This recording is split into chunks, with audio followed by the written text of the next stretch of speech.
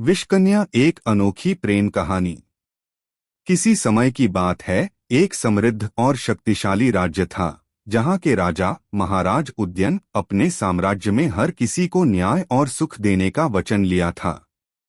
लेकिन इसके बावजूद उनका दिल और आत्मा कशमकश में थे, क्योंकि उनका राज्य अपने ही मित्रों और रिश्तेदारों से घेर लिया गया था जो उनकी शक्ति और सत्ता के खिलाफ थे। इन्हीं दुश्मनों में एक था महाराज जयवर्धन, जो उद्यन के पुराने मित्र होने के बावजूद एक दिन धोखा दे बैठा था। महाराज उद्यन को जयवर्धन के खिलाफ प्रतिशोध लेने की आवश्यकता महसूस हुई और उसने अपने सम्राट की बुद्धिमानी का प्रयोग करते हुए एक विषकन्या को पालने का निर्णय लिया। विषकन्या, जिसे यमिका कहा जाता था, एक दुर्बल और निर्दोष लड़की थी जिसे एक साधु ने विष का असर उतारने के लिए राक्षसी शक्तियां दे दी थीं। उस साधु ने यमिका को बताया था कि वह एक दिन किसी राजमहल में छिपी हुई शक्तियों के रूप में उभरकर बदला लेने के लिए तैयार होगी। राजा उद्यन ने यमिका को महल में रखा और उसे शिक्षा देने के साथ साथ उसे अपनी सघन प्रशिक्षण देने की शुरुआत की। हालांकि यमिका के दिल में एक गहरी असमंजस थी। राजा ने उसे केवल बदला लेने की शिक्षा दी, लेकिन यमिका का दिल एक दूसरे स्थान पर था। वह जानती थी कि एक दिन उसे अपने भीतर की विषाक्तता को दुनिया से बाहर लाना होगा, लेकिन क्या यह रास्ता सही था? क्या उसका प्यार, उसका जीवन और उसकी खुद की सच्चाई उसी रास्ते पर चलेंगे जो राजा ने उसे दिखाया था? वर्षों बीत गए और यमिका एक कुशल विषकन्या बन गई, लेकिन जब तक वह पूरी तरह से तैयार नहीं थी, एक और घटना ने उसके जीवन की दिशा बदल दी। एक दिन राजा उद्यन ने उसे अपने प्रतिद्वंद्वी महाराज जयवर्धन को मारने का आदेश दिया। जयवर्धन एक विशाल युद्ध के बाद अपने किले में शरण लिए हुए था। यमिका ने इसे एक परीक्षा की तरह देखा, लेकिन जैसे ही वह जयवर्धन के किले तक पहुंची, उसकी आंखों के सामने एक नया दृश्य था। जयवर्धन, जिसे वह दुश्मन मानती थी, अब एक बदलते हुए इंसान की तरह सामने आया। वह राजा उद्यन द्वारा की गई अनगिनत अपमानों और धोखों का शिकार था। जयवर्धन ने उसे बताया कि उसने न केवल उद्यन के साथ धोखा किया था, बल्कि वह भी अपने परिवार और जनता के लिए न्याय की तलाश में था।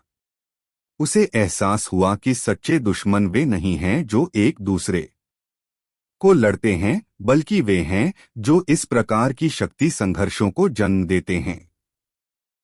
वह पल यमिका के जीवन का मोड़ था। उसने महसूस किया कि राजा उद्यन ने उसे केवल एक साधारण हथियार के रूप में पाला था, लेकिन उसकी आत्मा और दिल कहीं और थे। यमिका के भीतर एक बदलाव आया।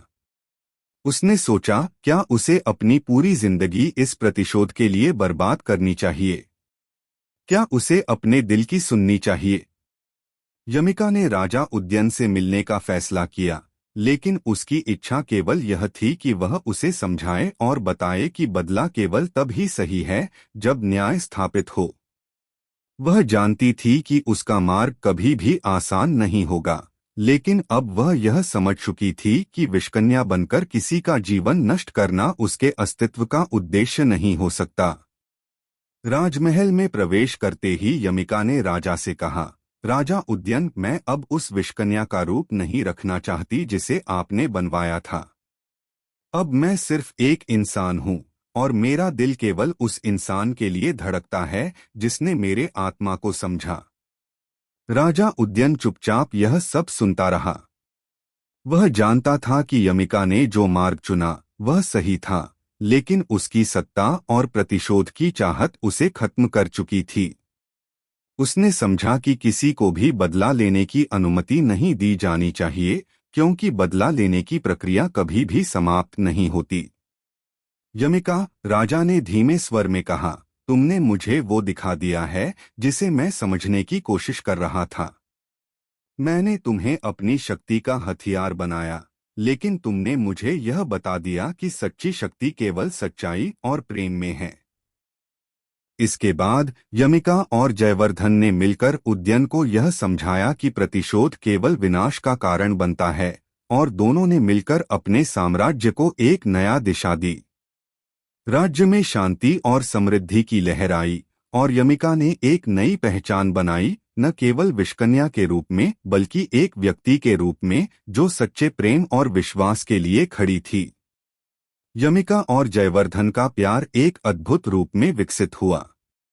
यह प्रेम केवल एक दूसरे के लिए नहीं था, बल्कि यह दोनों के जीवन के नए उद्देश्य को समझने का प्रतीक बन गया। उनका प्रेम केवल भूतकाल की त्रासदी से ऊपर उठकर एक नई दुनिया की नींव रखेगा। यह कहानी हमें यह सिखाती है कि हर किसी की जिंदगी में एक पल आता है जब हमें अपने पुराने आघात और गलत रास्तों से मुक्ति पाकर सच्चे प्रेम और सच्चाई की ओर बढ़ना चाहिए।